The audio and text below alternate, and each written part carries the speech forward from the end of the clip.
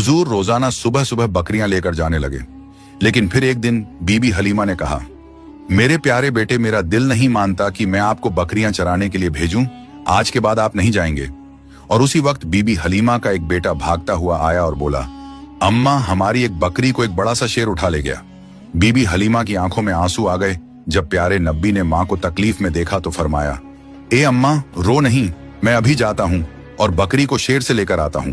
बीबी हलीमा ने कहा, बेटा, वो बहुत खूंखार शेर है, वो अब तक हमारी बकरी को खा गया होगा। प्यारे नब्बी ने फरमाया, जब मैं मोहम्मद शेर से अपनी बकरी मांगूंगा तो मुझे यकीन है शेर वापस करेगा। फिर प्यारे नब्बी अम्मा हलीमा को लेकर जंगल की तरफ रवाना हो गए और जंगल के बीच खड़े होकर पुकारा, ए जंगल के शेर, मेरी मां हलीमा की बकरी वापस कर दो।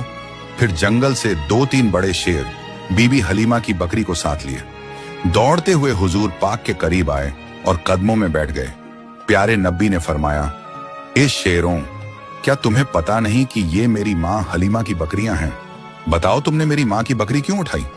शेरों ने अदब से कहा, ए अल्लाह के प्यारे महबूब, जब आप बकरियां चराने आते थे तो हम छुप छुप कर आपके चेहरा ए मुबारक का दीदार करते थे, आपके हुस्न को देखते थे। ऐसा हुस्न हमने कभी ना देखा था।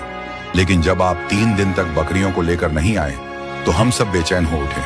फिर हमारे बड़े शेर ने हमसे कहा, अगर प्यारे नब्बी का दीदार करना है तो बीबी हलीमा की बकरी उठा लो, या मोहम्मद सल्लल्लाहु अलैहि वसल्लम। बहाना तो बकरी का था, पर असल में आपके जलवे को आंखों से देखना था। आप सल्लल्लाहु अलैहि वसल्लम ने शेरों को प्यार से देखा और बकरी लेकर वापस घर आ गए। जब इस मौजे का लोगों ने सुना तो हर तरफ शोर उठ गया कि हलीमा का 3 साल का बेटा शेर से बकरी वापस ले आया। वो सब ताज्जुब में थे कि ये कोई आम इंसान तो कर नहीं सकता।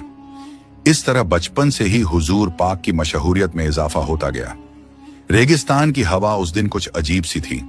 बीबी हलीमा की झोपड़ी के पास बच्चे खेल रहे थे और नन्हे मोहम्मद सल्लल्लाहु अलैहि वसल्लम भी उन बच्चों के साथ कुदरती मासूमियत और सुकून के साथ खेल रहे थे।